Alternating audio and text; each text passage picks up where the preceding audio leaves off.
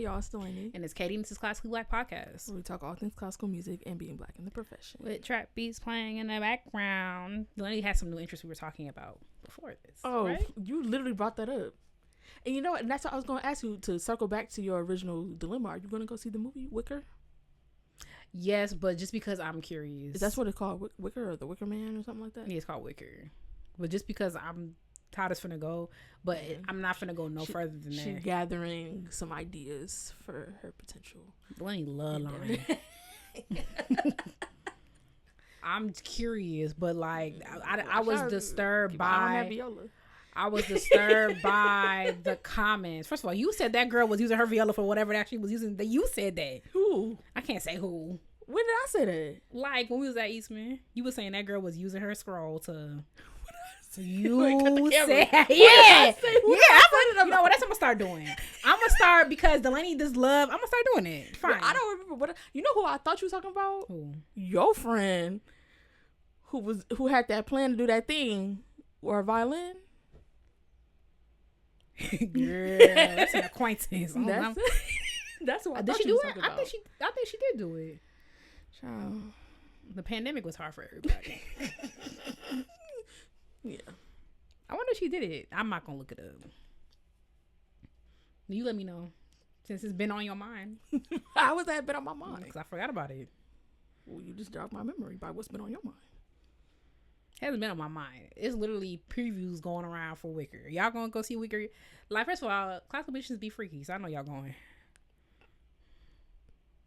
All I'm saying is make sure y'all keep them violins and violas in the case. Okay? That's Don't so get no ideas. Ridiculous. Is it? I don't want to king shame because then it's like, oh, Katie's this and that. Like, apparently, like, y'all be...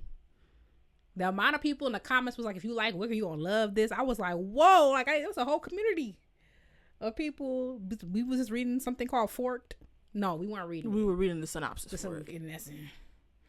And it's something about Kool-Aid. It was stuff about pillows. The self-checkout at a store. The airplane you was talking about. Falling in love with that. I'm like, oh, it's getting bad out here. This is, you know what? Yeah. This should be a reflection of how people are feeling about dating. Because this is what we turn into. It's real bad out here. Well, anyway. I was supposed to be trifling. I was supposed to be so trifling.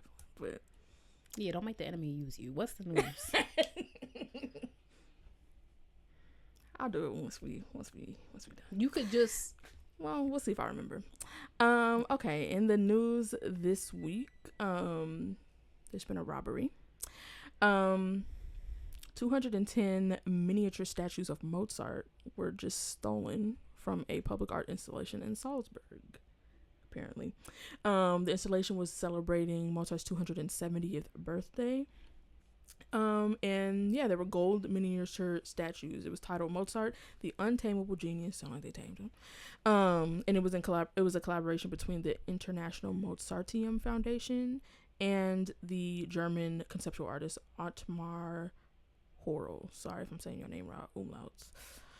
It actually features 400 statues of Mozart that are about 50 centimeters tall and made of a weather-resistant plastic. And they were on the lawns in the Bastion/Museum Pavilion area. And then there was another group of statues at the Mozart residence, the Magic Flute Pavilion, and in the garden of the Mozarteum. Apparently there's been the organizers of the exhibition kept some of the replacement statues aside, but it's not enough to cover the entire installation and what was stolen.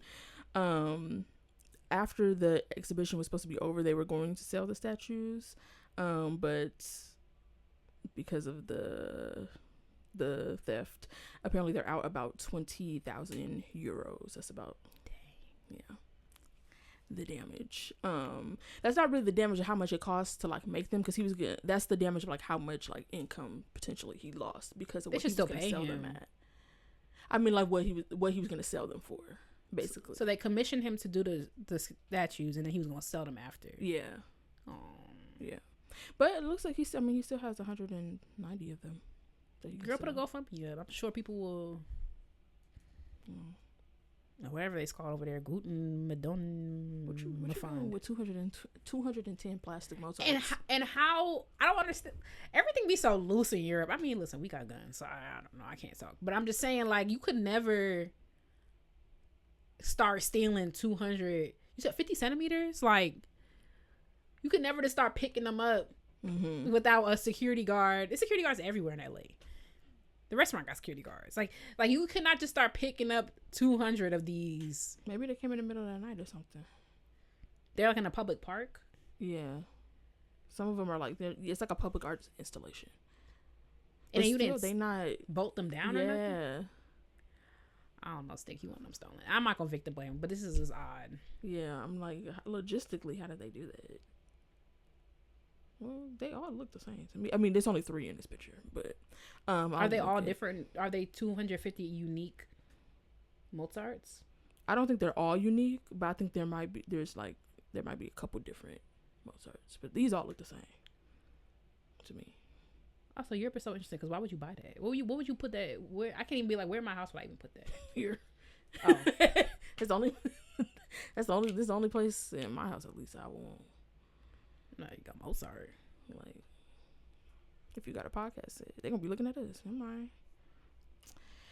Well, some should do it for Beyonce, but make them like all different Beyonce. I thought they were all unique Mozarts. That would be more tea. Like when he playing the violin, young Mozart, old Mozart. Well, old Mozart look when he was older. You're not even original enough to be making all these. So, cause like, okay, well, I'm not gonna be mean. I'm sorry that happened. He died so young. Can you make 210 unique Mozarts? But him doing different things, he could be holding the score. He could be holding holding the violin. He could be. Wow, is there that much to do back then? You might have to sprinkle in some modernity. Him playing PS5. I mean, because he could be conducting. He could be holding the cello. He could be, like, you could come up with some stuff, playing with his kids, with his wife, in the pub. Yeah, there's 400 of them though. Sleeping. Like, there's so many things unique ones that you could have. Because he's saying he could have made $20,000. That kind of sound like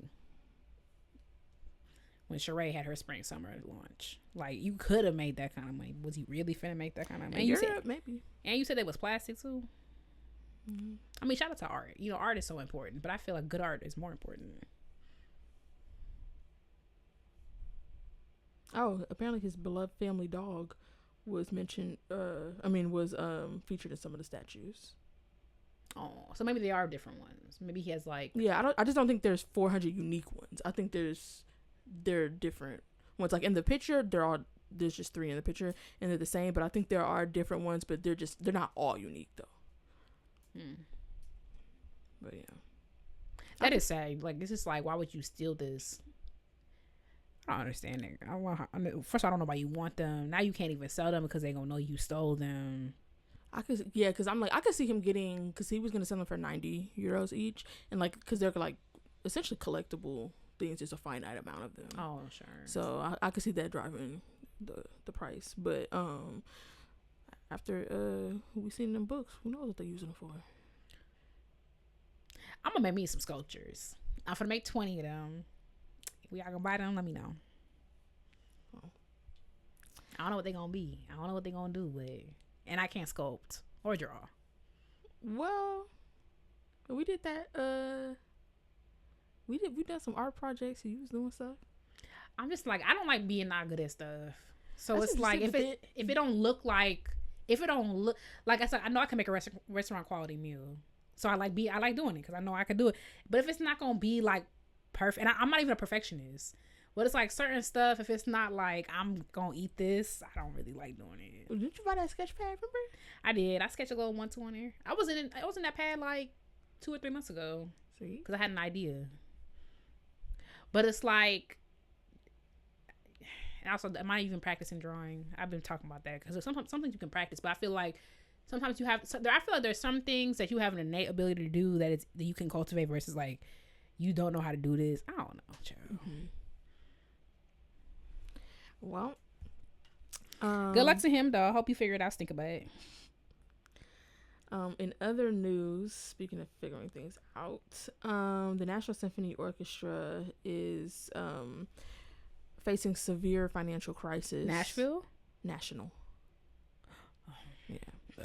Oh. following the takeover of the Kennedy Center. There's been a lot of turmoil over there. They've struggled to keep their audiences up in the same numbers that they've had in previous years. Apparently, the Washington Post obtained some internal sales data showing that the orchestra's classical concerts drew only 41% of its full capacity in ticket sales through mid-July, which is 58% lower 58% than for the same period in the previous year. Another hurdle is, of course, the impending 2-year closure of the Kennedy Center, which I'm honestly, I would low-key be surprised if the Kennedy Center ever opened again after this closure. I don't think it's gonna come back. Why do you honestly. say that? Because because they took over it. They took over the Kennedy Center. The closure came because nobody wanted to perform there anymore. Mm-hmm. Nobody wanted to go. He essentially did it to save face. So I'm like, this renovations, this whatever, this not even like a real thing. And it's probably gonna cost too much money. Y'all are not gonna bring in enough money to cover it, and I feel like it's just gonna shutter. So, and they put his name back on it. So we'll see. But yeah, the Kennedy Center is closing, so they're going to lack a venue. And that also impacts their relationship with their donors, because there's nothing to donate to if you guys aren't performing. The Kennedy Center has not yet approved their budget, so they haven't been able to announce their next season, which is it's now. Literally August. It's actually September. No shade. That's now. So therefore they have not sold any subscriptions, because you cannot subscribe to concerts that don't exist, or caught the attention of any of their donors. And yeah, if people got money and they not donating to you, they gonna donate to the next person, or they gonna forget about you, whatever. You can't just disappear for 2 years. So nobody really knows, including them, what they're gonna do. A former president of the Kennedy Center, Michael Kaiser, talked to the New York Times and said, quote, "When you shut down, not only do you lose all your ticket sales, but your donors wander away. They don't just sit at home waiting for those 2 years to pass," end quote. And also the former artistic advisor to the NSO, Ben Folds, who wrote an open letter in June of this year. He said, quote, "Our National Symphony Orchestra is in real trouble. It may not survive. There's currently no plan or solution in sight to save the organization." And he also said that the lack of programming information for the upcoming season is, quote, "a very bad sign." And an anonymous employee at the NSO talked to the Washington Post and said it's never been as bad as it is. So, yeah. I wonder how the Washington National Opera is going. Because at first I was like, didn't they leave? But no, it was the opera. The opera is the one that were like, yeah, once they took over the Kennedy Center, they were like, we'll find somewhere else. Mm-hmm. And right now, and I wonder where they went, because yeah, the NSO, they at this time don't have a venue to perform at. Is it so hard to find a place to perform? My guess is probably because they probably have a contract with Kennedy. It's probably like stuff mixed up in there, and they haven't. They also have not. The Kennedy Center approves their budget, and they haven't approved it yet, so they can't really pay for anything. Probably outside of salaries and stuff like that. That's a pickle, because I feel like I don't even know, girl. I feel like, because I know Memphis Symphony, I don't know what kind of, I was never in the weeds of that, but I know that they perform, like they will do like Saturday at the hall and then Sunday at the hall that they just built on the University of Memphis. It's like, you really could, like a little collaboration with Howard University, like that could be tea, where you do all your performances at Howard University, or like you do all your performances at like George Washington University, or like whatever, you know. Like you got to think of something. I do think that like orchestras though this size, it's a lot of like red tape and stuff. It's probably like, even like going to, I remember when we did a side by side with the LA Phil and stuff, like at our school, like just them being in a new venue, like all of the like rules about like their environment that they play in and stuff, like I don't know. I feel like that and the budget is probably what's holding it up. Especially because I remember like when this orchestra came, I'm not gonna say too much, but this orchestra came, this professional orchestra, like I don't think they're Ropa. I think they're the other one. What's the other one called? You said you don't think they're what? I don't think they're Ropa. I think they're like the above that. Either way, they came to work with some kids I was working with, and like the musicians were not happy with the facilities. I'm like, okay, so we're at a community center, right? And I feel like no matter how hoity-toity you are, we are at a community center. So I don't know, P, before you get here, if that was gonna be an issue for you, like, but we are literally at a community center. And I remember being so irritated by that. I mean, I wasn't in charge because that would have been the conversation. I wasn't. I'm like, why don't you send musicians to actually want to do this type of stuff? But which like so few of them want to. So the 3 that want to, send them, because you're not gonna make my kids feel small because like you don't have the facilities. And also like I know the facilities y'all got ain't much better than what we got over here.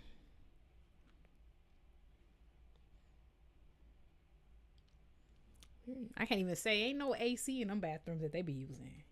You know them bathrooms that be, I can't say too much. You know how like there's a old part of that building, there's like a new part of that building. Have you been to one of them bathrooms in the old part of the building in the wintertime? The ones under? No. Dang, I'm losing my memory. All I'm finna say is like you dabbing sweat in there in the wintertime. That's wild. I can't even remember where the closest bathroom is. With them same tiles that be... Oh, I guess that they wouldn't be close to where they would be at. That wouldn't be... And also, like, when I... Like, I've never used the bathrooms over there. I guess the bathrooms on the first floor are nice. I remember I know the bathrooms in the basement. Because I know you ain't scoffing when you... Oh, I have been there. Yeah. Like, I remember I was like... Okay, so we knew the service was going to be in a gymnasium at a community center. Prepare yourselves accordingly. Service ain't but 2.5 hours. Girl, move. And the city's small. Go to the bathroom at home. I wonder... At home is crazy. Where this is at. Because I thought to look... A lot of orchestras now have... Well, they don't have... But a lot of orchestras have some sort of social media account that their musicians run that are separate from the orchestra, because all the like employment disputes and stuff, like in the musicians, they post like stuff in their interest and like their thoughts and stuff on that one. It's not affiliated with the organization. And so I look to see if the NSO has that, and they do. Right now they're not saying, or I haven't seen anything so far about their new season. That has to be so stressful, because it's like, it's not like orchestra's not a job where you could just be like, okay, I'm finna just go get me another orchestra job. It's like so much stuff is up to chance. Who's hiring? Am I gonna move my whole family from DC when I've been living here for the past 10 years? Oh wait, hold on, they just posted this. They just posted that it looks like they are able to, they found another venue. Where? Ooh, not breaking news. Oh, in real time, y'all. You only gotta wait a week. This is from AFM saying congratulations to National Symphony Orchestra musicians as a new season gets underway. Let me look.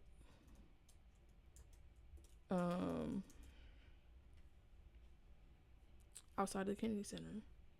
But where? They just announced it. 6 metropolitan area venues.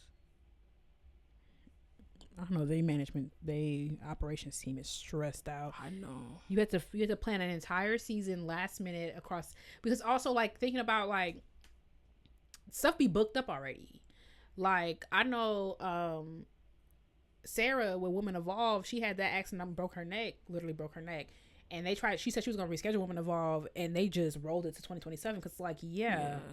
She's like, where are you finna go? Yeah. Contracts, all type of stuff. And so now they planning this, and like, that's Women Evolve is one event. This season as a season. And also an orchestra that size. And also they did not get paid enough money to reschedule that. And you're booking like you've booked like soloists and stuff, like the guest artists and all that sort of thing. I would whatever they made, it wasn't enough money to rebook an entire season across 6 venues. The venues: Rachel Schlesinger Hall at Northern Virginia Community College in Alexandria, the Music Center at Strathmore in Bethesda. Yeah, that place nice. Center for the Arts at George Mason University, Lisner Auditorium at George Washington University. Okay, Katie on the team. I was just, like, it just makes sense. Okay, what was the what they call themselves? Orchestra personnel specialists. Yeah, let me go join their team. Let me scam too. What could you say? The Clarice Smith Performing Arts Center in College Park and Lincoln Theater in DC. So that's where they at. Okay, never mind. Scratch that. New news. That's good news for y'all. Whatever y'all paying them is not enough. I couldn't imagine how much calling around they did. Also, like, thinking about the amount of schools that are just in DC proper, like Howard and like George Washington National University, like American University, like there's like, I think like Catholic University, whatever. They probably call all them people because they all like, especially schools of that size that have those type of endowments. Like, it might not be like what they used to the Kennedy Center, but they're gonna have some type of facility that they can make it work. And they probably like, it didn't work. They was calling all around the place. George Mason University, if I don't remember correctly, that's not like, it's in the area, but it's not. Child, y'all need a vacation. They can't. Season starts tomorrow. Fairfax. To say like that George Mason is not close. This because they're doing a Labor Day concert, which to be fair, that in the field. that may since that's kind of like in the summer thing, that may have already been like at somewhere different because it's not at one of the 6. Oh, okay. It's at DAR Constitution Hall. It was like, we gotta figure out how to get this money by tomorrow. But their season opening gala is on September 26th. Oh, okay. So imagine they had to read in all the F&B and all the like and the tickets. You probably already sold tickets to your gala. You have to return them and people want their money back and yikes. Ooh, I know somebody had to eat a lot of shit. With donors and high profile people and stuff like that. Some job was for me. I would have quit, no shade. That reminded me of that episode. I've been rewatching The Office, and that episode. I watch it like almost every day, and I only watch like seasons 4 to 6, but 3 if I'm feeling like okay. I just literally right before you got here. Where am I at? Right now I'm on. I think I just finished the episode. I'm when he's dating Pam's mom. I hate Michael. I mean, I love him, but like, he's so annoying. Wait, that's after he gave birth to the watermelon? That's when I watched last night before I go to bed. Yeah. You know, that's one of my favorite ones when he immediately drops it. What did he say? He was like something after birth, and Jim was like, "Yep." Oh yeah, Okie after birth with the wine. And then the dinner party, every time I get to dinner party, I watch it like twice. Because he was like, I got this new plasma TV. And I just stand here for hours. Anyway, you were saying. No, it reminds me of when it was like a disgruntled employee put that like watermark on the paper. And then they had to do the customer service stuff. And they had like accounting doing customer service. And Angela was like, well, I've already told you they apologize. I'm like, that would be me. Like, okay, so now what? So. Well, that is the news. Child, I'm just thinking about it. I'm thinking about one little event I gotta do every year, and I'll be ready to. Can't say that. Anyway, I'm play a little game. I got a little post. I don't know if my post note's gonna stick to my. Last week I had tape, but this week I forgot it. I don't know if it's gonna stick to my skincare. Is that Does that mean it went off? No. I thought that's what it meant, but. Okay. She has the thing mirrored on her, it's like so you don't 25 minutes. Oh, okay. The screen mirrored on her thing, and I thought it went off. Not that we were recording, but it's okay. Okay, so on the post-it note, you're gonna write any number for me that I make sure I don't see it. Okay. I write it for you, and okay, so go ahead and do that. It could be any number. I guess it doesn't really matter. Let's just keep it simple. Let's do like 1 through 50. Okay, make sure I don't see it. That's so funny that you gave me a pen and you got a pencil because that's our. Because I knew you would. This girl in my small group asked for a pen yesterday. My girl, I don't got that. That's crazy. Pens are so cheap. I just prefer. Okay, so show the camera your number. Oh, my bad. I don't know if you can see it. Okay, mine. Oh, we tried it. Mm-hmm. Can we look at it? You can't look at the one I'm giving you, and I can't look at the one you're giving me. Okay, and then stick it to your forehead. Oh, I think I seen this on TikTok. It looked fine. I don't think mine's gonna stick because I literally. Oh, it's put upside down. My bad. Wait, I should put it the other way. Yeah. Because mine's the other way. Turn yours up. Oh, okay. Yeah, mine not gonna stick either. I don't even got no skincare on, so. I had tape. Well, I might still have tape. From last night, I do. But I remember cleaning my bag out. I ain't remember seeing it in here. I got finger tape. There we go. Always prepared. So not gonna help much, but we could try. Mine's sticking so far, but yours might be harder to stick. Oh, thank you. Cause I did it the way I did. Finger tape. Finger tape. Yeah, when you put on kids, you put like on the instrument. Yeah, for fingers.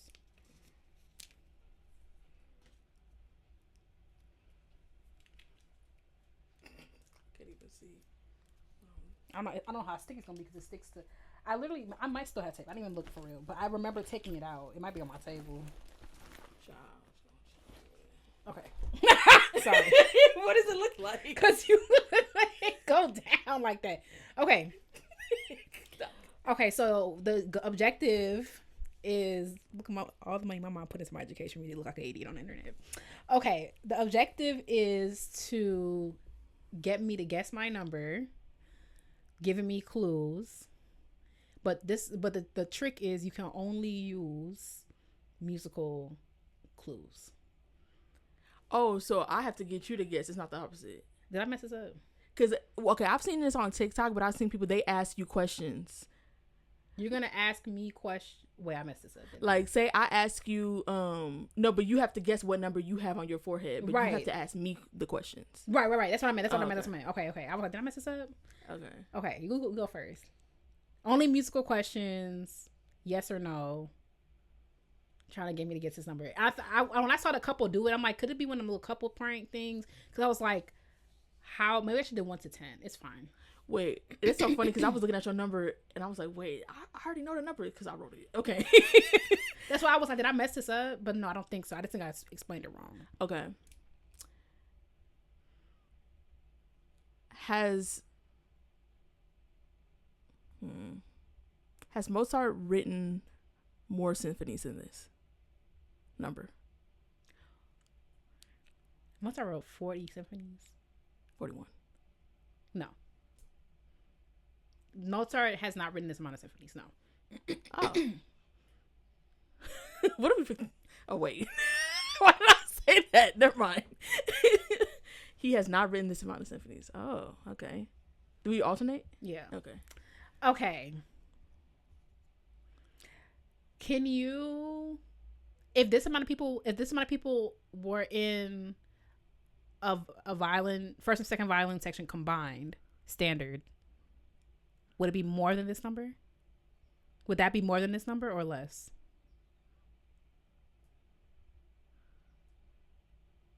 Or I guess I can only ask one. Would it, if, so I think for standard for me in my head, I think 16. In each? No, I do 8. No, that's Viola's number. Okay, this is all messed up. Because then that's like what we playing. We playing Bruckner. We playing right. Okay. If I saw this many violins on stage, would I think it was out of the ordinary for orchestra? Oh God, they about to chew me up. It depends on what you're playing. If you, I think yes. Libras are so annoying. I think yes. I would think it's like abnormal. I think so. Okay. Yes. Okay. Yeah. Okay. I wonder if I'm gonna even get it because I wonder if they cheated. Okay, go ahead. Okay. Dang, I should have been thinking about what question I was gonna ask. And now I feel like okay.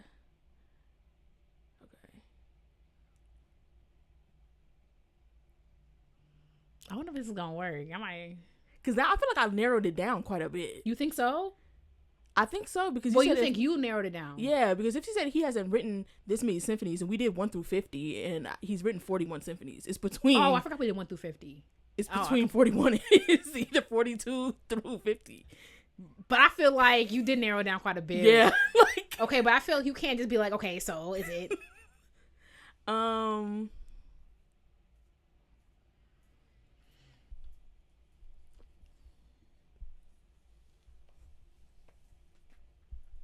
I forgot it was 1 through 50.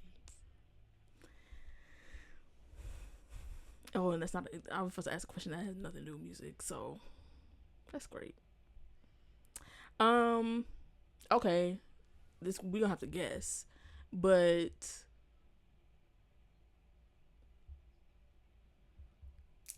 actually no, that doesn't work.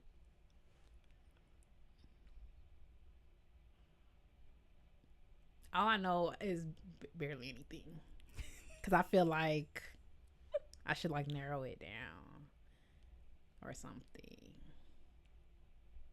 Because I feel like I could, but then it's like, how can I narrow it down even more? Mm-hmm. Is why. Well, maybe we should change the rules. Like, you only get 2 guesses of the number. Okay.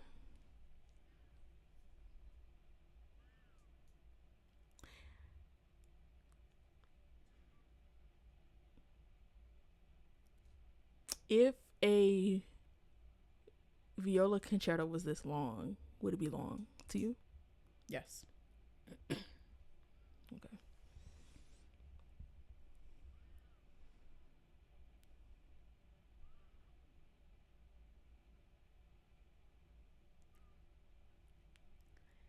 Okay.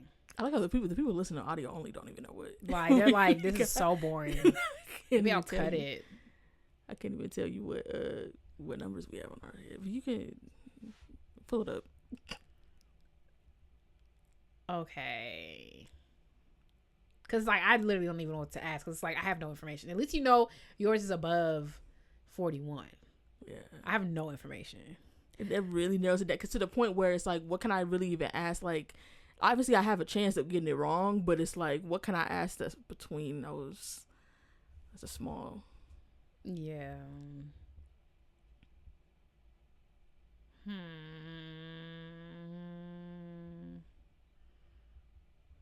Who else wrote a lot of symphonies?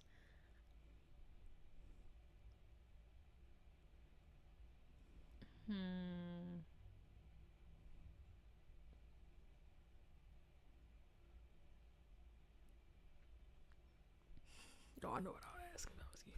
And I'm only thinking, I'm like, do I only... Of course, you know you would ask.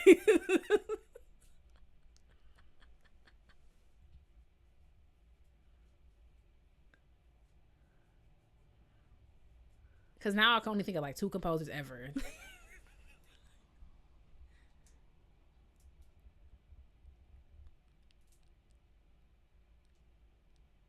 But I also feel like you kind of narrowed it down too. Not really.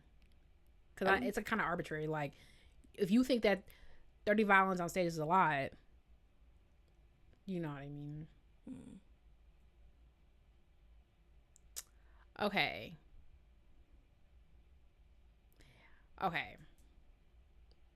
Florence Price premiered that symphony or whatever, like in the 1930s. Taking that 30s is above 30s, like them 2 digits. Can you ask that? Because that's just basically asking a number base. Okay. Fine. Okay. The elevators run out of Eastman, right? If I climb this many stairs, would I get to George Taylor's studio?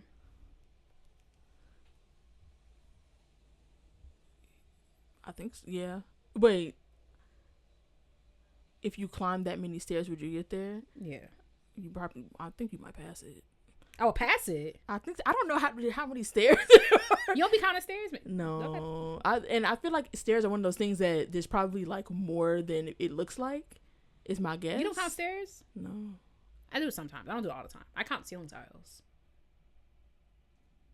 Okay, so I can't even trust your answer. Because I feel like a standard Because you know what? I'm thinking Mr. Taylor. So I don't even wait. I got the wrong studio. I got the totally wrong studio. He's on the 3rd floor. He's on the 4th floor. Oh. Then yes. There's definitely it. There's definitely. I will count this amount. Because now that I think about it, I felt to get a George. That might be. I was thinking he was on the 2nd floor at first. And I was like, I was just thinking that one little flight of stairs. I was like, I don't think that's 50.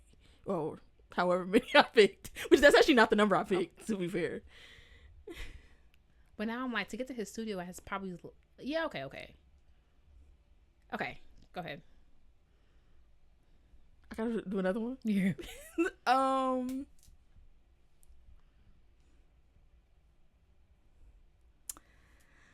Let's see. Oh, we might have lost our audio listeners. I've been thinking about it. It's fine.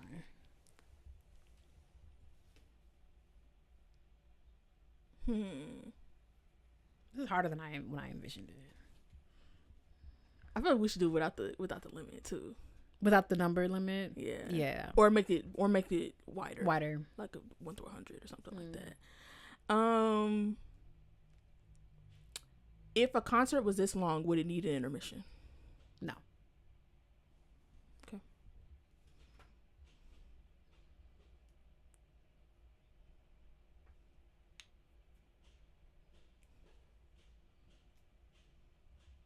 Am I older than this number?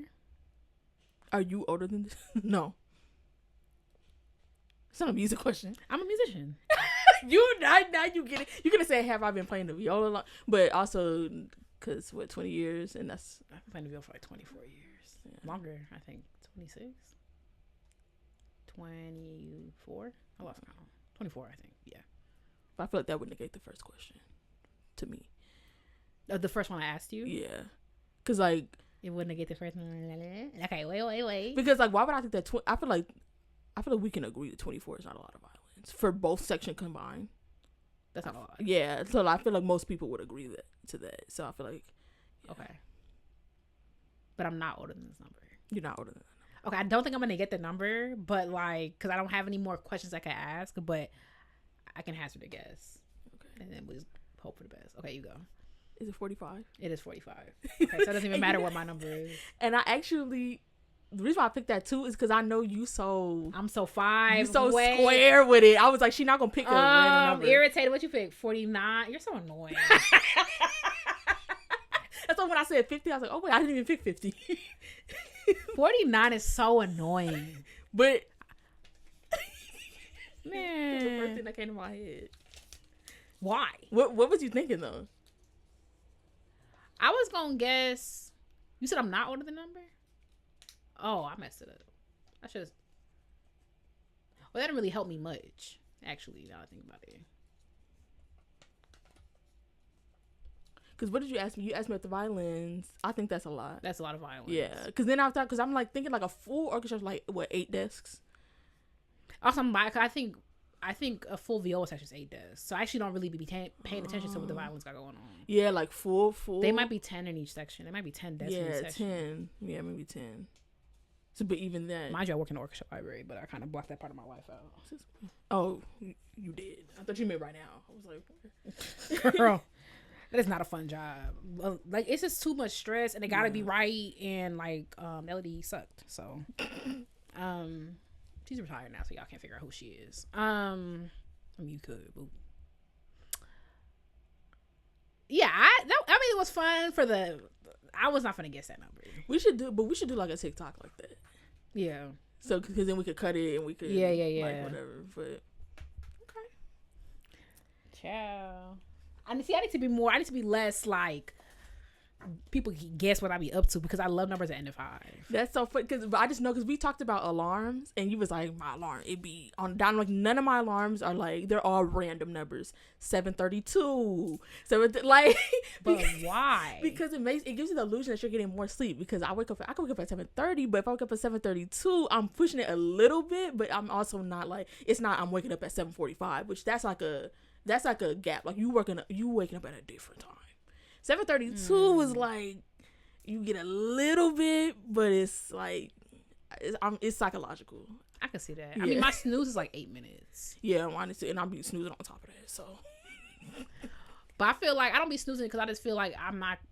By the time I settle back in, I feel like a snooze got to be. I wonder, like, I should experiment with a snooze being like 15 minutes because I feel like by the time it gets to 8, I'm just irritated. So I'm just like, I'm up. It's fine. Don't even worry about it. I love that my apartment number ends at 5, and I was like, see, I feel more complete now because I'm like, it should just end at 5. I knew it. I was like, she's not gonna pick a 42. No, you ain't gonna get it next time. Yeah, okay, yeah. So now I know next time. Who knows what I'm gonna do next time? I'm irritated. Let's talk about the book. Okay, well, we're here with score almost in the home stretch. Week 4 out of 5. I don't know. It happened again when I said, like, it seems like every portion that we pick is like a really good stopping point. And I feel like this one was like perfect. It was, but it could have stopped at 44 too. It could have, but like it would have been a cliffhanger though, low key. Yeah, it was good. Yeah, which is why I was like, I'm low key glad it didn't stop at 44 because then I would have been like, all right. I wonder if she just be writing like that too. Yeah, because you asked that question last, and I'm like, I wonder if Kennedy would just be like, I make a good place for you to stop. Ain't no way she does it on purpose though. I thought maybe it's like a book structure thing though, because like I feel like I tried to do pretty even like sections because then I was thinking about it, and I guess I never really read the end of a chapter thinking about what it would be like to stop there. Yeah. So I kind of just stop wherever. Yeah. But like I wonder, ain't no way she does it on purpose though. That's like way too like. Yeah. Maybe it just works out that way, like in terms of like how you structure a book, like to make it. You know, like maybe it works out that way. And I'm in her business. She write the story out and then, well, no, she can't because she has dual POV. Yeah, maybe it's pacing, just like a pacing thing. It just happens to. But yeah, good place to start. Because we finally have the reveal. What happened at the beginning of this section? At the beginning of this section, where did we start? Was that 32?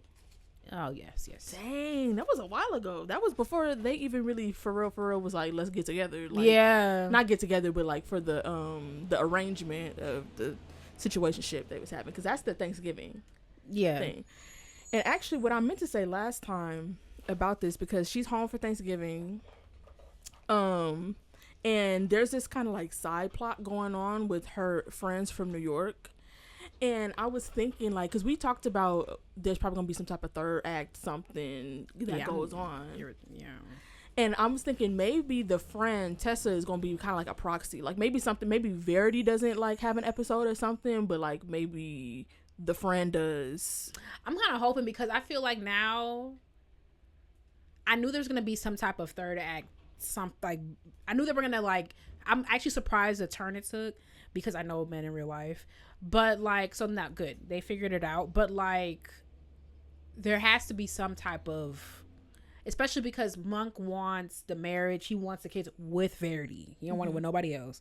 And it's like, and he said that he'll be down for that. And it's like, okay. That I feel like the clear open space is she might, you know, have a situation. But I just don't want her to, because she's in a good place. And it's like, you already have the canon in your business asking you these questions. Like, I just don't want that for her. So I'm kind of like dreading the last little part. I'm thinking, I guess I don't know. I'm thinking maybe something's gonna happen with the friend, and maybe she has to deal with it, because especially because it seems like they understand each other more. Whatever. I hope so. And maybe that could also be like a point of contention between her and Monk. Like, I don't know, maybe something that's really important for them and she bails on him or something. Maybe it's something like that, you know, that's going to happen. Because once the friends started having the issues, I was like, well, I was like, I would prefer that rather than Verity. I would really hope you set back, or I don't want to say it like that, but you know what I mean. So, cause like, okay, so Monk in this is where like Kennedy's, for me, like they agreed to have sex exclusively. They acted like they liked it. I really think, Verity is more open to it than Monk was. I mean, not even think that's what it was. I think she was more open to it because she's convinced herself that she doesn't deserve it. Whereas Monk thought he could be cool with it, and then realized that, like, very quickly that wasn't finna work. Also, that scene with the what's his name, Matt? What's his name? With Chris? Was so weird. It was weird, wasn't it? That's what I wrote down, that it was weird. I did not like. I was like, oh, like, because even if it's just like it kind of suspended my reality a little bit. Outside of the fact that you're reading a romance, because like, so basically there's this dude on set that we haven't really heard anything about in a while. Since that way, I literally put it so random, and he was in the back of my head. Like I thought maybe he would be something. I feel like if she nursed it a little bit more, I could have been more open to it, because then it kind of felt like a little assaulty, because it's like because we haven't really heard much about him ever, like in a long time, and it's like no matter how much, when I had a crush, I just like deal with it and just try to ignore it. I've never once like gone up to a man and just started kissing him, and then it was like he couldn't read the room and you biting her lip, and like it hard was to like. And I was confused by it, because she literally said like she hit him and was like, what the hell? And he was like, oh, I've been wanting to do that forever. I'm like, so he kept going after that. Yeah, but then when she was like, I didn't want that or whatever, he was like all this apologetic. I'm like, but you just heard her say, I didn't.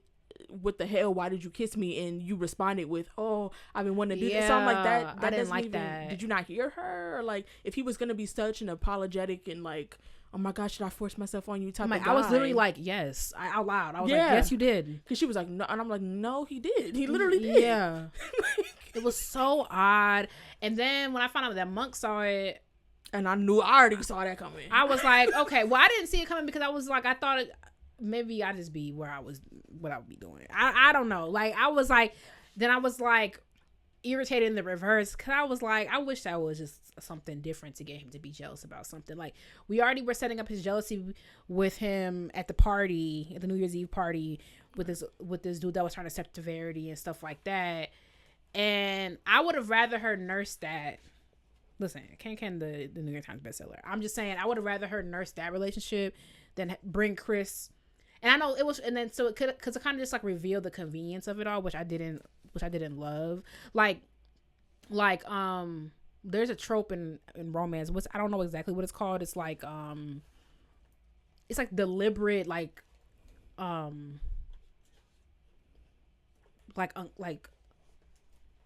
sabotage type. No, not sabotage. It's like the miscommunication thing. And I'm happy we didn't drag it out, and she was just like, okay, since you're leaving my life, let me tell you what's been going on.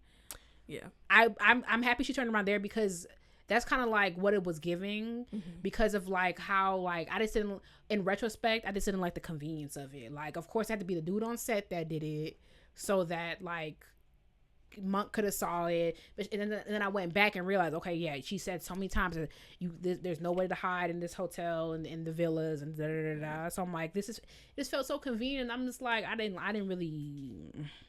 Comments like there was so many other ways I could have seen, especially like at the dude at the party was actually feeling her and she was feeling him. So it's like, why not nurse that? I feel like the miscommunication thing too, like that's one of my pet peeves, is when it be the miscommunication and it don't have to be that. That's why I stopped reading every time, 'cause I'm like, because it's just like what they was going through before is like, that's very understandable. She went through a very traumatic experience, like she said she was ashamed, like all of this stuff. This is a very personal thing, and you're dealing with it, like it makes sense for her to not want to tell him that, like what happened.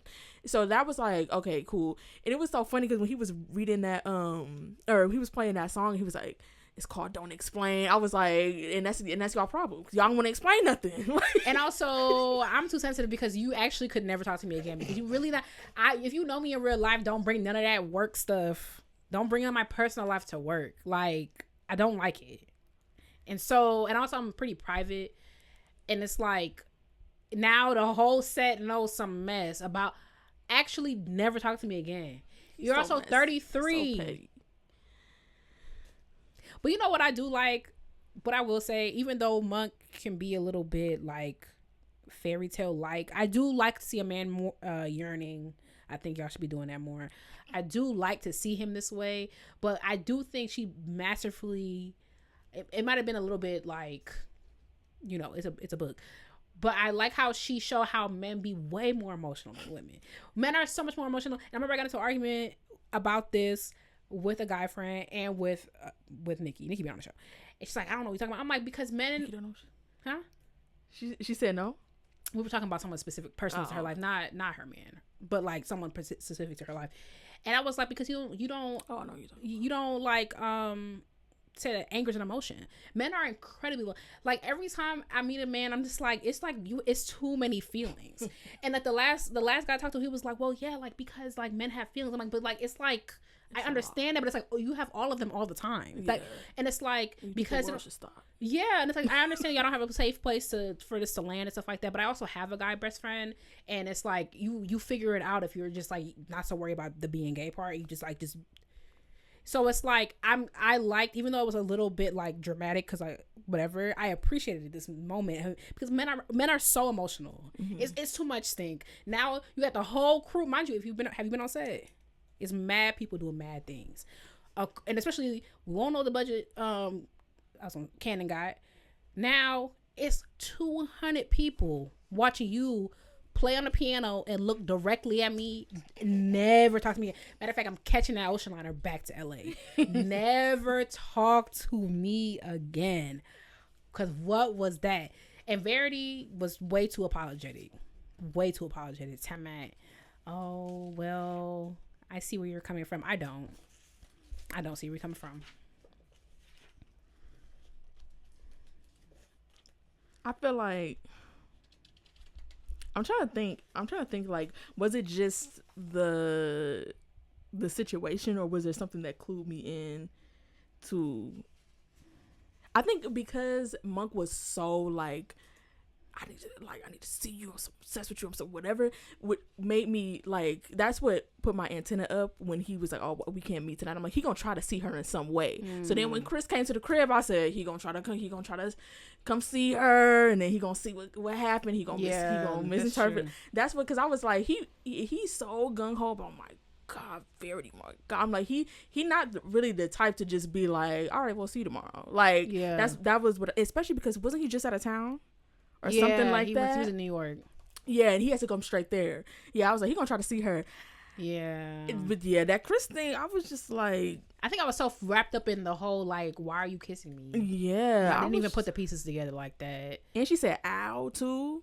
And also, another reason why I hate the miscommunication trope, because a lot of them don't be making sense. Because even him stomping off after seeing it, it's like you're not a little curious to see, like, is he gonna step inside the room? Like, you have no information except you looked at her for 3 seconds. Yeah. Because you would have seen her hit him in the chest. You would have seen him say, "What the?" If you just waited 3 more seconds, it's like, that's why I don't like that trope. Anytime I see it, I'd be like, yuck, because I'm just like.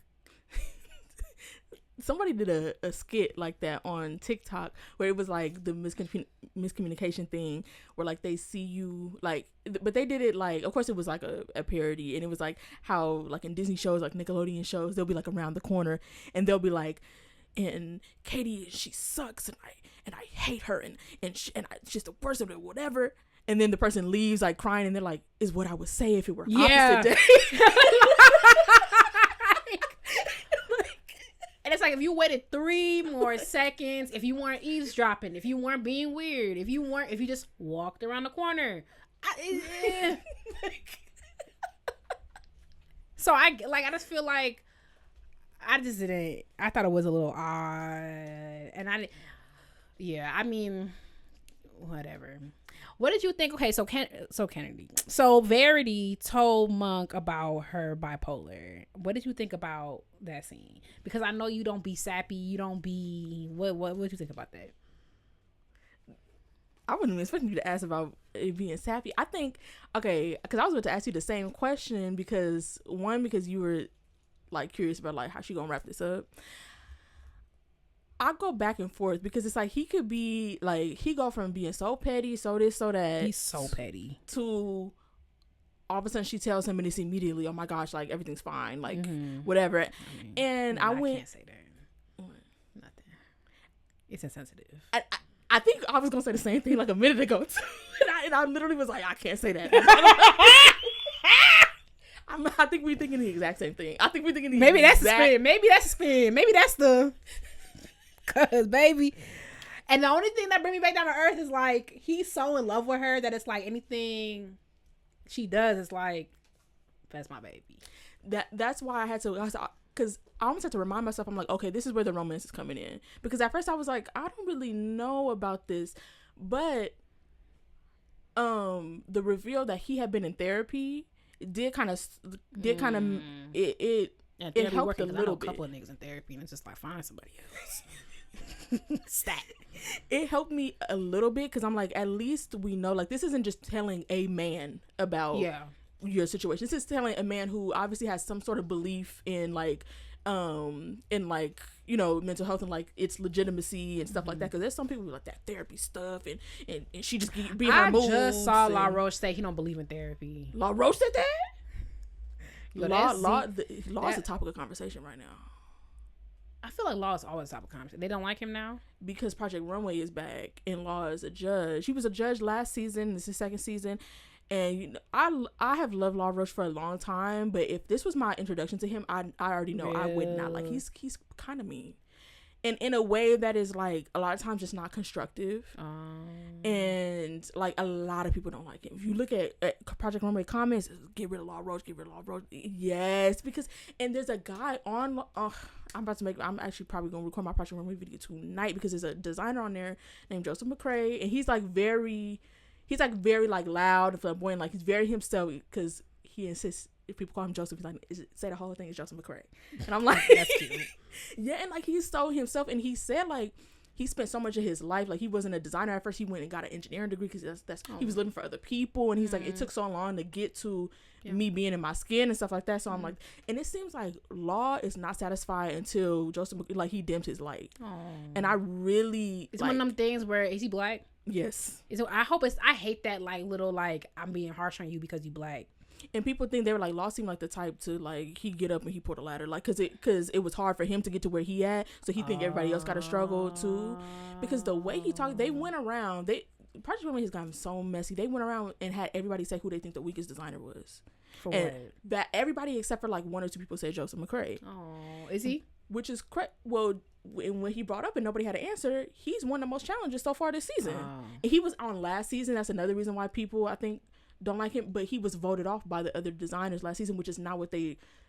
Project Runway, it's gotten sloppy. The judges are supposed to eliminate somebody, and then now they've introduced all these things to like pit people against each other because like, drama sells. Exactly, and so it's you saw Love Island made $1 billion, where it's drama it's like, but then people trying to buy into it. Exactly, but then it's like it's kind of. But it's not what it's for. Exactly, and that's what a lot of the audience are saying. Like, we want to see the clothes and the like whatever. Like, we don't need all this drama. So basically, that's what's happening. And the stuff they went around and said, you know, who was the weakest designer, and he was like, but I won the most challenges. And it was radio silence. Nobody got nothing to say. But Law was like, well, for me, it's your attitude. And okay, Law can't talk about nobody's attitude.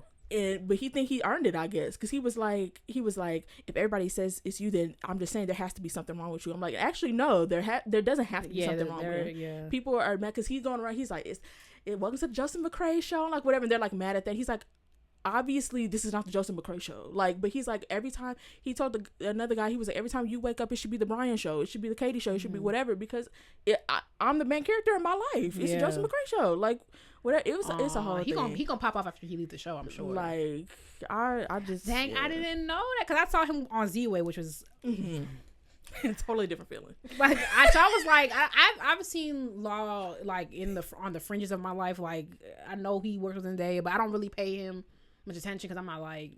But when Z-Way was like, "Oh, can I touch your hair?" and he was like, "Yeah," which I was surprised by because he's so known for it and it looked expensive. And then he was like, "Oh, let me touch yours." Completely different feeling. Totally different feeling. Z-Way, I love when she meets her match. Like, especially, and I like when people go on who don't know the game. Like Kevin didn't know what was going on. Kevin Hart did not know what was going on, and it's like that was hilarious. Yeah. But when she meets her match, it's just like hilarious because like she don't be doing good. She don't be doing good. She just be taking it. But I don't even know why I brought up Law. But why do we? What you asked me about because he was young. Oh, you said he doesn't believe in therapy. And I was like, okay, I didn't even know people still were saying that. Yeah. Especially you have access to like larger platforms and all different types of people. What do you mean you don't believe in therapy? That's what I would expect somebody like Bobo and them down the street to say. Like, they be chopping it up with a bunch of people that think the same way they think. Not like you are worldly, you like know a lot of people, you know. It's like it was like odd. But maybe being wrapped up in that, like a superficial type of celebrity world, maybe that. Because like sometimes I really wonder, like, who is Law really underneath all of that? Like, because when he went viral for saying that he doesn't believe, like, he doesn't desire romantic relationships at all, and like whatever. And there are people who, I guess, are like that aromantic is a thing. But something about the way Law is so, like, he's kind of standoffish. He's kind of like, it just, I mean, obviously I don't know him, but like just his vibe, I'm like, I wonder if that's like a coping mechanism, low key. Like, I wonder, because he said the same thing on that on a thing, but he said he grew up very supported in Chicago. Like his family never made him feel the type of way. But I feel like that's different from like dating trauma, like not ever having anybody like wanting to be in a relationship with you or like something like that. For some people, that really is an impact, and it affects, like, I mean, Verity is different because she something happened, but like basically, if it doesn't work out for you, some people feel like it's never supposed to. They convince themselves that they don't want it. Yeah, that sort of thing.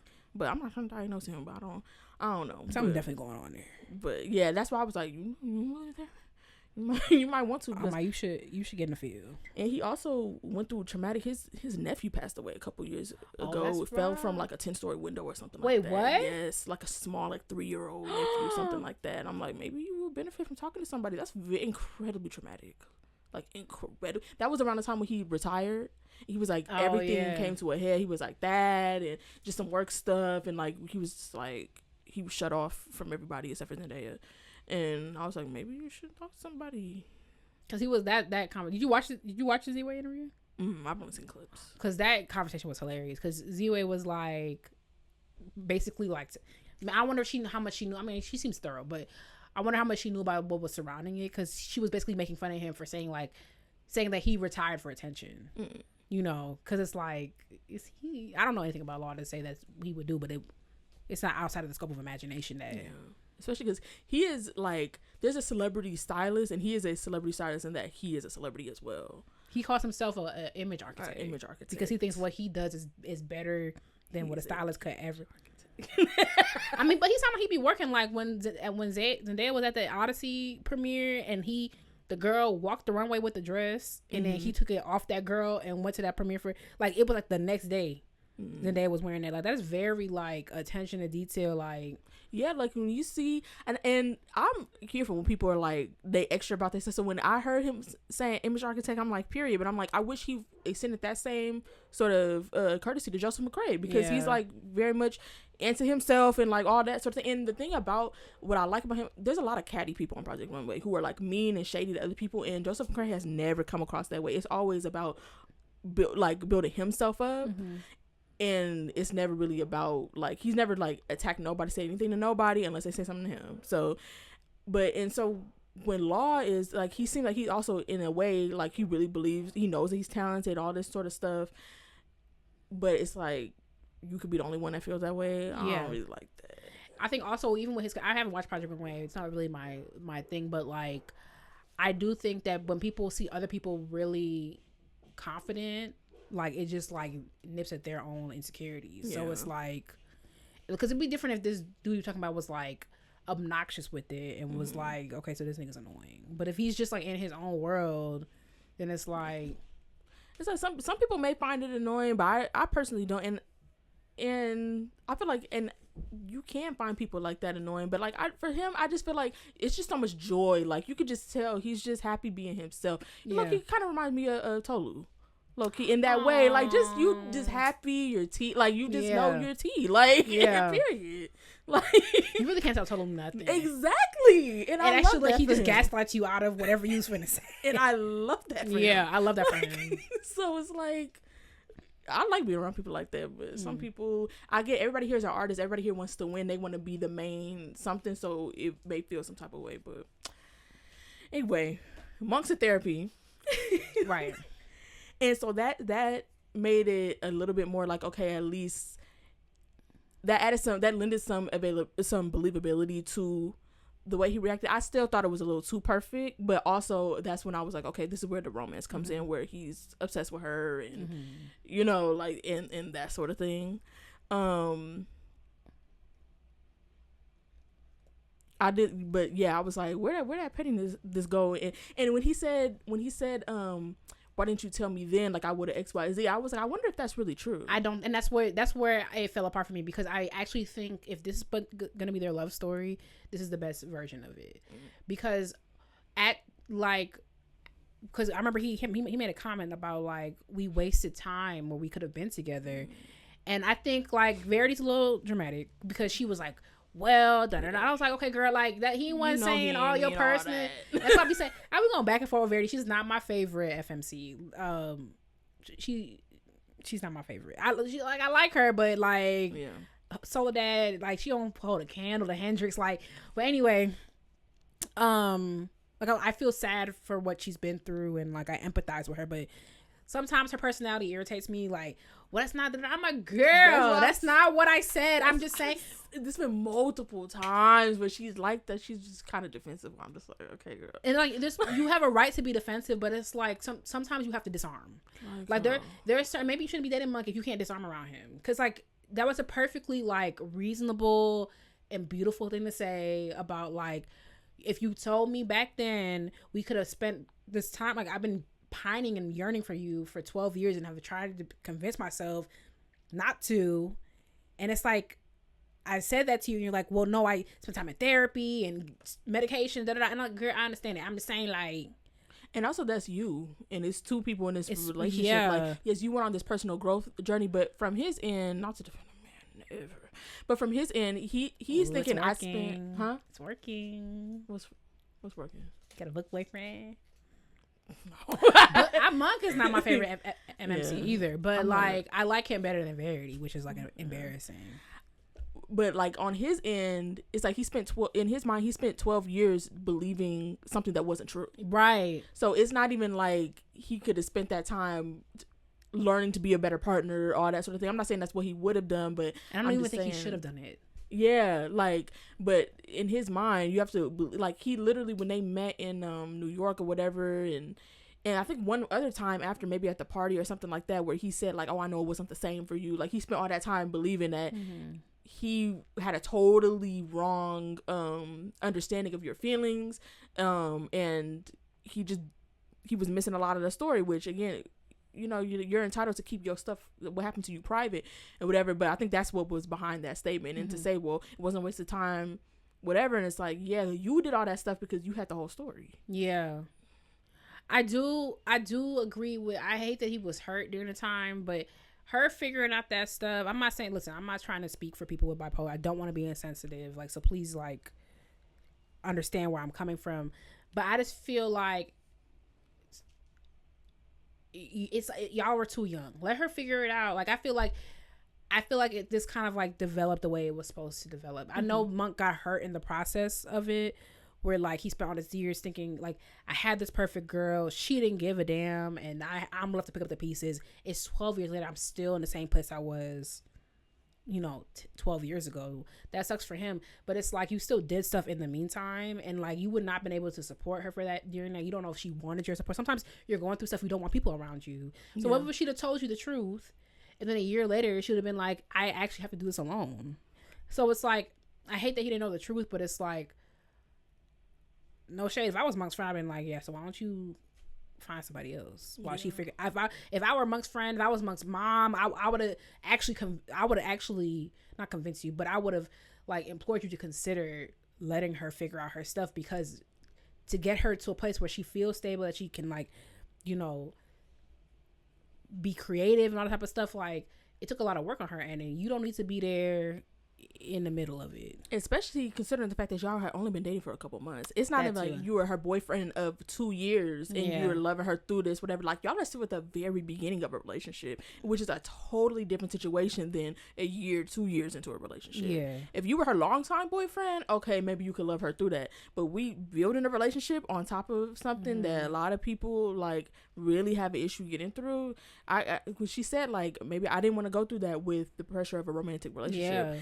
And I feel like his read was kind of idealistic when I said like, when he was like, oh, I would have done X, Y, and Z. And I'm like, well, would you have? Because he might have, because Ari didn't like, and when he was considering not going to Juilliard, I was like, all right, so y'all could be in love with it. Yeah, but that was already a slippery slope, because it's like, you met this girl, and it's like, okay, so had you been supporting her through that, you would have put all your stuff on the line.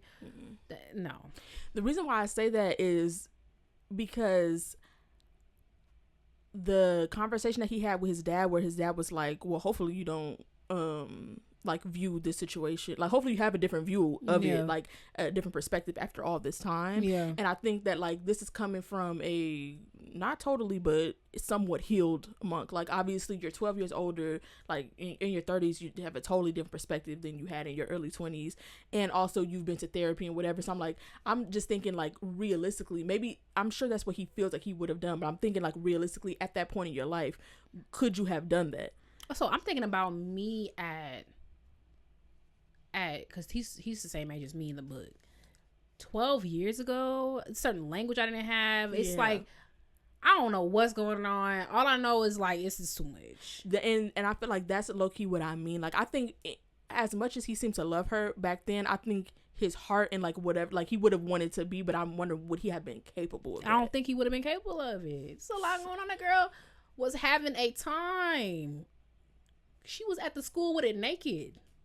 And rolling around in the glass. Yeah. Who know what that school got going on? The art teacher live in the gallery too. Like, I'm not saying people like whatever. And also, you really can't make an indictment on me because you don't really know what I be having. I'm just saying like, no. And I've told friends, I was like, she got a baby daddy that been in jail and he trying to figure out what's good with it. Why don't you leave her alone? I've said those are exact words. I'm like, this is not something that you have to go put yourself in the middle of. So it might have been a little harsh, but I'm like, why don't you let the girl figure out? So I'm not even saying what I would have done. I'm telling you what I have done. I've said it hasn't been something as sensitive as, you know, her dealing with bipolar, but I have said to friends, you need to leave this alone. Let this person figure it out. There are 8 billion people. Now, I've never had people I don't know. A lot of my friends are so prideful that I just can't even see like, okay, you in love with this man. This is the only man I could ever think about. I've never have like, I've never. I would have been like, you go get somebody like you have not met everybody who's gonna love you. That's what I would say. But he's 12 years old. They think about Verity. Been next to other girls thinking about Verity. I don't know. Ciao. What did you think of it? What you mean? Because you said, what did I think of that scene? It was fine. I mean, I thought, child, I don't know, because I feel like Monk is imperfect in that he's petty, but like he did what a MMC in a romance is supposed to do. I just think that like, I just don't know many men that would be like, I don't know. Because it's not just the event. It's like everything leading up to it, everything past it. I haven't stopped thinking about you for 12 years, and now after one conversation, I'm ready to move past it. And there's still more book left, so we don't know how it's going to come back up. Also knowing Monk, he might throw it back in my face, and I feel like we could just not do this actually, because like, I don't know, child. I it was fine. I just felt like it was like a part of the story that was happening instead of me feeling like I was like enveloped in it, because I was just like, I don't even know men like this. Like, and there are a couple of good men that I do know, and it's just like, you could explain this to me, and it doesn't change what this could be. Like. And I've been grappling with this in my own, you know, situation, in my own, like, in the concept of forgiveness for me, as I work I don't work very diligently, but I do try to be a good Christian. It's just some stuff I just don't like. Like, if you do some stuff to me that I would never do to you, I'm not interested in reconciliation. We could talk about it, but sometimes I'll be like, I don't want to do this anymore. So it's a personal thing that I'm working through actively right now. So to see him be like, okay, so when we going out to lunch, I was like, I can't personally identify this. This is my own personal, you know, lens that's like clouding this, because okay, thank you for the closure. And also, I've never experienced that where it's like, I always think that, like, I have not met everyone who could love me. So it's like, this didn't work out. I'm glad you told me this. But, like, yeah, my man outside to pick me up type of thing. That's how I move. So it's like, it was just very interesting for me to, like, put my own bias aside and try to figure out what was going on. And I didn't successfully do that. Because it's like, girl, you did that stuff to me. 12 years of my life thinking about you. But then also it's like, you have I don't know. It's so complicated. You know the reason. But it's like, why did you wait so long to tell me? I don't know. It's like, I wish you never told. I don't know. And then you have a trust issue. So now that's what the biggest issue. He said, you don't trust yourself to be with me. That's not what he said. He said, you don't trust yourself to, like, allow yourself to do this. And I don't trust you. Okay, so. And he said that she doesn't trust him to like stay with her or something like that. It was because he was like, we don't have a or something. We don't have a something issue. We have a trust issue. Yeah, I remember. I should have marked it. I don't know why I didn't. And then what did he say? He was like, it was something like, yeah, she don't trust herself, and she didn't trust him enough to tell him, or something like that. Yeah, it was something like that. And it's like, okay, so that's a huge issue. And it's like, okay, there's also my bias. I ain't gonna tell y'all all my business, but it's like, oh, here it is. You found it. Bipolar isn't our issue. Trust is, or rather lack of it. You not trusting me to accept this, to stay through it, and me not trusting you after what I saw that night. That's what he said. Wait, one more time. Bipolar isn't our issue. Trust is, or lack thereof it. Oh, this is Monk, by the way. You not trusting me to accept this, to stay through it, and me not trusting you after what I saw that night. Yeah, because even in the apology, you still not past it. He's still not past what happened that night. And it's like, that's why it's like, romance is real cute, because it's like, we're now 12 years later and like, you still can't get over me. Well, it's like, well, yes, but like, you should move on, because it's like, if you're gonna keep bringing up what happened, like when I was like in one of the worst moments of my life, because like I quote unquote cheated on you, then I feel like we should not be dating. I feel like we should never even revisited this. Like, and so that's why we gonna see. And I really don't want her to have an episode, but it's like, I don't know. I want to see like what he's gonna do, but it's like, this is real. I don't know. I might have bought it more if they dated longer or something. And she changed suddenly, but it's like, you're pining after a girl you dated for a couple months. You don't know her for real, actually. Yeah, this is the love at first sight girl is probably they okay with it. But yeah, but I'm just like, I'm not really in the number, but and what I struggle with like connecting, it's not great, because men can't have bipolar, but putting myself in his shoes and thinking of this story with a man on Verity's side is just totally like, because I don't like. Oh, I left the nigga for less. Like, so maybe I'm not the girl for this. Like, I can't. Like, I feel that like it's somebody who can be incredibly offended, but it's laughable. Like, I'm sorry, like, because you do not let a man get his hands on this book, because I promise you that's gonna be their next excuse. Oh, well, I have bipolar, and it's just like, and there are men with bipolar, but like, I just know, like, I saw this one girl said the man told her that he had a birthmark and it was his wedding ring tan. Like, y'all can lie about anything. My men love lying.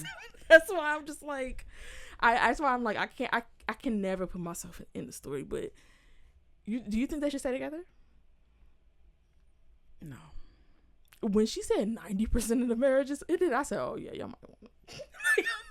But it's so hard, because I'm like, what's her alternative? Because one of the reasons like why I be so wishy-washy with Verity is because like, I hate the way she speaks about herself. Like, I hate that she says she doesn't deserve certain things, and like she uses it to try to make herself believe that she doesn't want it. She uses research to justify her feelings. Like, it's like, okay, but do you date somebody else with bipolar? Like you're allowed to want these things. I just hate that like she feels like she's like in some type of box that like that's what makes me empathize with her. Sometimes she irritates me, but like, yeah, I just don't. I feel like the whole thing is just kind of like a lot. Like, y'all both. I don't know what y'all need to do. Not together though.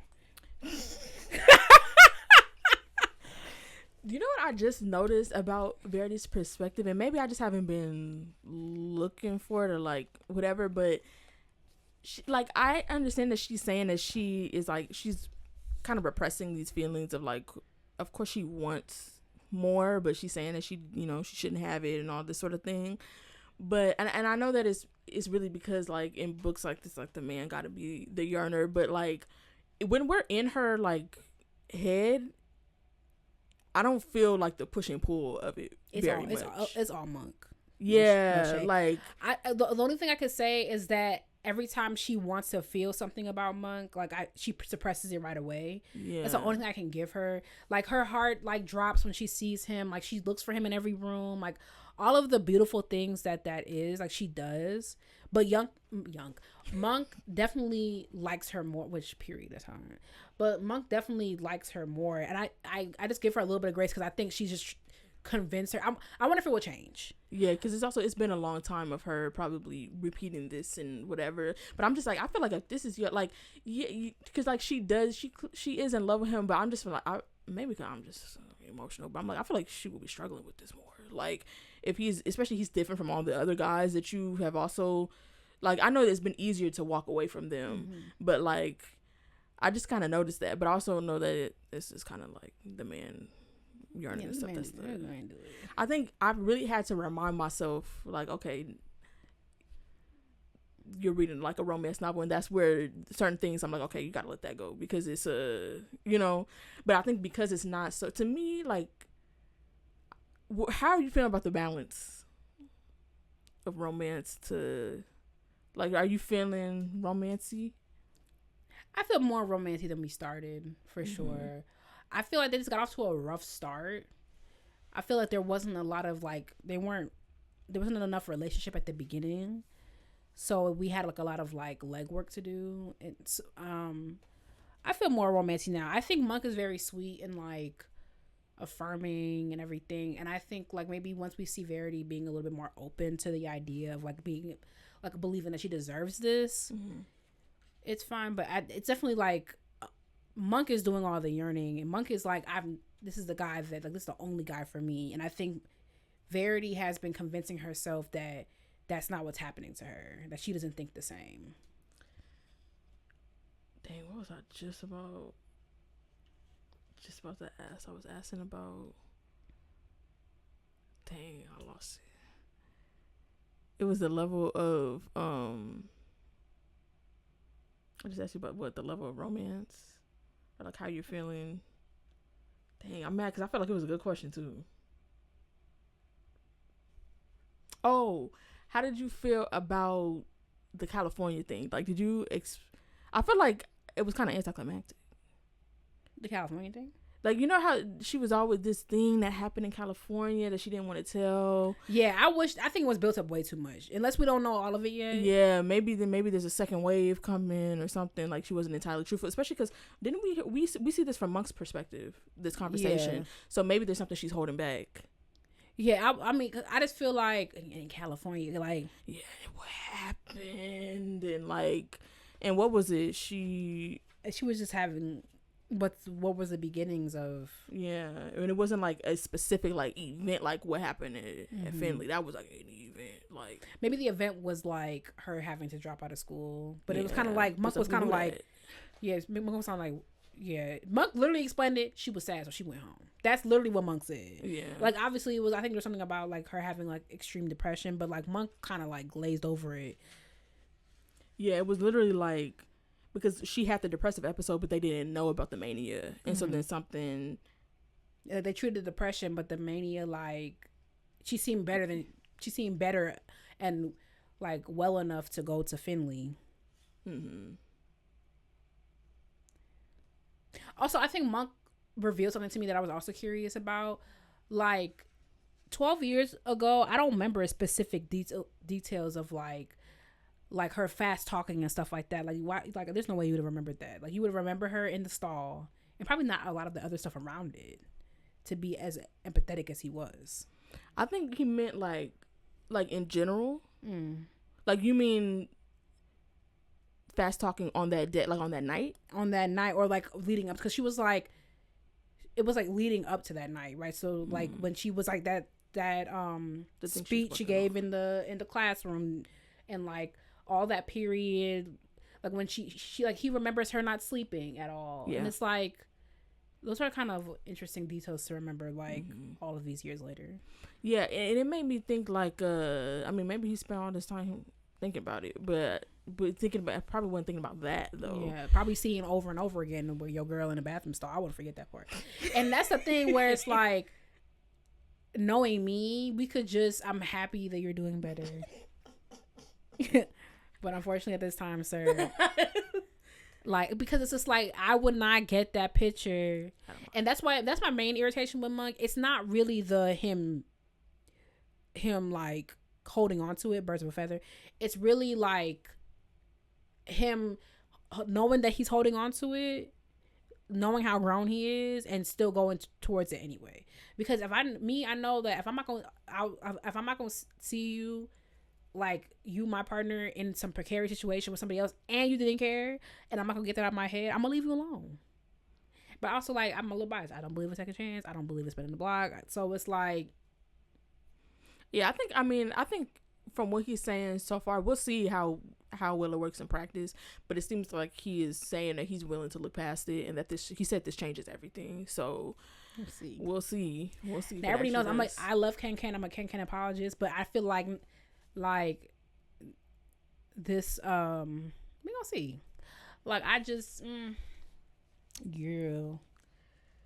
Damn, I forgot what I was about to say again. About I think when he was talking about the it was unclear, like when he was talking about the fast talking and stuff. I thought he was saying like that was something that she did sometimes, like from time to time, but then that's also like, if it's an episode, I mean episodes can last weeks, but like still, like, because I'm under the impression that she's managing well right now, so I don't imagine she would have done that since they started talking again. That's why I was like, it's a real fine detail to remember. Yeah, I just thought that's how you talk. I mean, I guess if you really love somebody, you know everything about them. But like, I feel like that was another instance of we're presenting information, and I just feel like it's not disguised well enough for me. And I think I've gone back and forth about it, like, because sometimes it really feels like, you know, when there's like you watching like a kid show or something, and they have like a very special episode, and there's like a teachable moment. Like, there's teachable moments all throughout children's media, but like there's like they're dealing with something very, and at the end of the episode they turn the camera and say, and you da-da-da-da. Like, sometimes it reads like that to me, like when she's not like when it's almost like, I can understand, like, certain messages, it's a sensitive topic. Certain messages you do not want to leave room for interpretation. But sometimes I'm just like, okay. Because, like, when she talked about, like mental disorders and stuff being criminalized and stuff like that, it's like, we can infer that from what happened. We didn't really need her to say that. And when she said that, yeah, it can bring you out the story. I still say, like, I only reason why it doesn't bother me as much is because I know, like, what she's trying to do. And also, I know how some people they need you have to say it to them, like, in that way, or they're not gonna get it. But also, like, it does take me out of the story. I think the least amount of times it taken me out of the story, I think when she was talking about Tracy, her name is Tracy, Tiara, Tessa, friend. I feel like that conversation what she was having via text was less like that. But that was like the only one that I was like, okay, this feels like a little bit more seamlessly interwoven. But I know Kennedy speaks a lot about how when she does stuff like this, she feels like it's her duty to, like, do it justice, do whatever. And I didn't read Real, so, like, this is the first book I've read. Like, this is the first time I've seen her do something like this, because to my recollection, like, the Skyland series has besides like, what I meant to say is, besides mental illness that we're more familiar with, like depression, for example, the things that we people talk about more openly, anxiety. Like some of her characters do have that in the Scotland series, but it's not interwoven as part of the story. Or also like in all the Scotland series, like two of the children have like autism, and Kennedy's son has autism, so I found that to be a little bit more seamless because maybe she's like way more in her depth of field and whatever, so I didn't even notice as much. But like I feel like, especially to your point with the reiteration of it being criminalized, like we saw it being criminalized, that was like, okay, love you.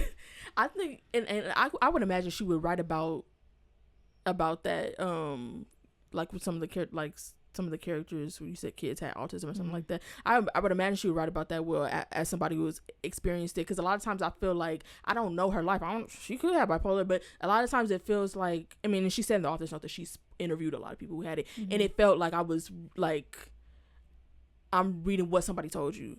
And also like how I said I think in the very first episode that we did on this, I was like, I can tell that this book went through a sensitivity reader, but in a way that, it just kind of feels like separate from the story. Even when that girl thought she was a lesbian, and she was like, that was like, I was like, and I think that lends itself to Verity's, like, what we've perceived as like, sometimes she could be a little like, because at first I was like when there was something that we disagreed on, where I was like, well, that was like not really that for me, huh? With Cannon, when she was talking to Cannon, like that was like very sarcastic to me. But that when she was like, what? It's because I was like, Verity, like. And also, I thought that conversation, I mean, listen, I don't have those conversations, but it just felt like odd, not a place. Like it's so normal. It's like people be gay. So it was like that conversation was just like, would we reminding us that like she was bisexual, or like, it's also like incredibly ignorant. And it's like, I've never been in a situation where somebody would have said that, like, oh, we thought you was a lesbian, girl. Like, yeah. What? Like, that's, and we in Hollywood, like in the arts and stuff. Like, we in LA. You throw a stone. You gonna hit somebody gay. Like, but don't do that. It's a hate crime. But the point is, that was kind of one where it's like, I know she was trying to have like bisexual representation, but I was just like, and maybe like I'm reading this like from LA. I'm not a bigot, whatever. Maybe if I was reading this from somewhere where everybody I knew, you know, in my 20-person town went to the same church, I got big problems. If you're 20 y'all out of town. And well, that sounds perfect for some people. But yeah. My last thing I wanted to talk about, we finally got to my thing. Did you guess what it was? The arpeggio. And then there was another one. What was the other one? Oh wait, okay. Let me read y'all the arpeggio one. Because I was just like, Kennedy. And it was so, because look how long we got. There was like one thing That's before, but that wasn't. But it wasn't as. It wasn't, because I think I wrote it down. I was like, all right now. Yeah, I said. Is that what I said? It was something where it was like staccato breaths. Yeah, where it's like, okay, but it's not too much. I have staccato breaths. Can question mark. But this one said, what did it say? I didn't tab it because I was arpeggio. That means that the notes. I was like, can. He reaches between us. Okay, we don't have to read. He reaches between us, caressing and stroking, playing me like an arpeggio, a chord that ascends and climbs until it breaks. Let me find the other one. The other one, classical music ruins everything, because I was just like, it literally took me right out. And there was probably somebody who was like, oh my God. I want my man to play me like an arpeggio. Absolutely not. There was another one, and I'm not gonna read the whole thing because one of the words that it has in it. What word? Oh, He groans, the sound vibrating through my lips and plucking a chord that goes straight to my. That one was less egregious to me. It's less arpeggio. The arpeggio was by far. But plucking a chord that goes straight to my. Is nuts. But you know what? I'm happy that like it this better be it. This better be it. And I can appreciate that, like, obviously we coming at this from a different, like, nobody else even notice. Yeah, but the minute I was playing like, me like an arpeggio, yuck. You want your man to play like an arpeggio? Absolutely not. I'm not trying to think about no arpeggios when I'm with my man. Yeah, I hope you're not thinking about No arpeggio. He doing his job. That's crazy. Don't be so dull, sis. That's nuts. Anyway, We gonna see. I think we have this our last week after this. yeah. I'm curious how it's gonna wrap up. Listen, maybe this is my own personal issues with forgiveness, but it's like I don't second chance. Oh no. What's that book I read that I loved? That was Second Chance. Before I Let Go was Second Chance. Oh, the one thing I did want to say, I do think that adding, like, now we see why his name is Monk, because it's revealed that Thelonious Monk was believed to have bipolar and stuff like that. I do think that was also a good, like, something to make it more believable, because he said I know everything about his life, so he has some sort of like understanding of bipolar, so that also made it like more believable that he's more receptive to this, because it's not just like, oh yeah, he's been in therapy, but like specifically bipolar, he's read about how it affected somebody, you know. And his namesake too is like, well, he would not technically his namesake, because like you're not related, but you have to be related for a namesake. I don't know, actually. I was only heard it in that context. Somebody saying my namesake. I don't know, actually. But yeah. So I thought that was like, okay, that also makes more sense why he's a little. I do think like his read was a little idealistic, but still, it's like he understands that. Like, well, he was like, it's totally fine. And it's like, okay, I was a little dismissive. Like, she's going, like, you know, she's the person that has to also go through it and like be afraid to hurt you, and also what happened with her parents, a little, like, that's extremely traumatic. So wait, also remind me with the parents. So he dragged the mama back inside, or the mama was already dead when she was on the lawn. Yeah, when she explained it to Monk, she said he saw that she wasn't going to make it. I thought that she was already dead when in the house. Yeah, he pulled her out the house when it was on fire. And then when he saw that she was either dead or gonna die, he ran inside. Okay. Yeah. Cause she said my parents died in the fire. I was like, I'm missing the part where the mom died in the fire too. Yeah. Okay. Period. Well, if you guys aren't listening, I don't think people are reading, but I feel like someone told me that I'm not reading, but y'all be talking about. I know somebody who refused to read the book, but they like, oh, I could just listen to the review, and I'm like, or you could just read the book. But some people, I mean, some things you don't want to read, but this person don't want to read anything, so that's kind of like, see, and therein lies the problem. But you got to read the extra scenes, since you're the only one that got in. Let us know how it goes. Where is it at again? Is that the end? It should be, because to me, checking the scene out the middle of the book kind of nuts. No, so I think it's probably at the end. So let us know, because I have the 2 epilogues, but that's just another thing. Yeah. So let us know. But I mean, we haven't really. Do you? When you listen to our reviews, do you even know what the story's about? Because sometimes I feel like this time we haven't done a good job of like saying what happened. We used to do that. Yeah, we did. We get right to the tea. Yeah, but through the tea, you could surmise. Through the tea and the tangent about Law Roach, you can you can surmise what happened. Yeah. Next year we gotta switch it up. We gotta read like I want to read a thriller to see what that's about. I have a whole running list, but I do low key want to read. I mean, I'm gonna read it regardless. But Percival Everett is coming out with a music themed novel. It might be a thriller actually. Because it's like, I feel like we need a redemption arc, because that foolery we read 3 years ago was not a thriller. Well, it was. Still think about it night and day. But, and I don't want to read that. What's that tired book we read, movie we watched with Tamara? Oh yeah, Murder in G Major or something like that. And I have one saved. I should write be a classical music thriller. You should, low key. It would be no classical. Or you could write you a classical music. I would not write a romance. Inanimate, whatever they was doing. You know what? I might have me a little niche market. This one, My Beau and Me. Yeah. Hold on, write that down. Do not write that down. I'm finna write that. Do not write that down. That is terrible. I'm finna write that.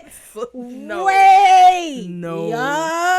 Yup. Coming soon to a bookstore near you, and I bet you get people. No, coming near to Wattpad near you. After don't discredit, because after they put Wicker in the thing, why wouldn't they put my stuff in the thing? Yup, My Beau and Me, a horse, Emphasis on horror. It's like, yeah, like some freaked out girl. Ooh, should I make it a man? Okay, autobiography. No, I'm just kidding. I'm just kidding. You not finna dim my light. She every day. She always the last to leave because she got something to do before she go. It's like that Sky Daddy book. Okay, let me know if you want me to come up with this book. My horse and my bow and me. What is with you in terrible books? Because last week you was trying to get me to go to read one of that dudes. How you know it's gonna be terrible? The premise is terrible. The premise is the premise. It's what it is for right now. You gotta be massaged. Yeah, more way than one. That's your research for the novel. You have fun with it. If that's how you feel. I just could not imagine that be like, what if I die right after I finish that book? That's your magnum opus. Like, if that's what you feel is a wonderful use of your time, then I do want to write a Tchaikovsky thriller because I feel like I could write a good one. Like somebody got to die for real. It got to be scary because I feel like I don't be watching scary movies, so I feel like because stuff scare me, so I gotta think about the worst things that scare me and then just write that. Period. Are we done? Yep. All right, y'all. Time for Black Excellence, where we hype you up, gas you up, and give you your props. So there's room for everyone at the top. This week, I'm talking about Dr. Nicholas Felder. He says he is a Black queer artist, composer, vocalist, activist, and educator.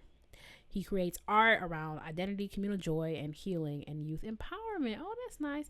He's led educational programs and workshops with numerous organizations, including the Detroit Symphony Orchestra, American Composers Orchestra, Sphinx Organization, Denver Young Artists Orchestra, El Sistema Colorado, Neutral Zone, and the University of Colorado Boulder. He loves to encourage teens and young adults, adult teens. Oh, well, 18, 19. Okay, sorry, that's not the point. To express the social and political views through art making. What else? He's an active composer and collaborator. He had his work performed by the Hawaii Youth Symphony, the Mivos Quartet, Kennesaw State University Symphony Orchestra, DC Youth Orchestra Program, and the University of Michigan Converge Quartet. A few of his project highlights include being featured as an artist at the Museum of Boulder. What else? There's a lot of stuff here, y'all. I could just read them, but it's like, I'll link it. But yeah, earned his DMA music competition at Colorado Boulder, and yeah, shout out to him. Period. My piece of the week is going to be track 2 because sorry. Damn. No, because when I was doing in this episode description for last week, I was listening to Russian Easter Overture, your piece of the week from last week, and the melody, I was like, the melody keeps not ending the way that I'm singing in my head, and I realized I was singing track 2, and I'm wondering, it's probably some sort of Russian like folk song or something that they both use as a theme, that dun, dun, dun, dun, dun, dun, dun, dun, or something like whatever, because that's in track 2 and it's in Russian Easter Overture, because I know Russian Easter Overture and I played it, but I was like, but I played track 2 way more, so I was like, so then I was like, oh, that's what I'm hearing in my head. So I don't love track 2. I feel like I learned to love it because I played it so much. It's kind of boring to play.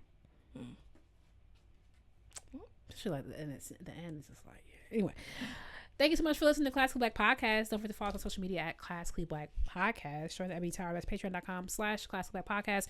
Thanks for listening, and we'll talk to you next week. Bye, y'all. Bye.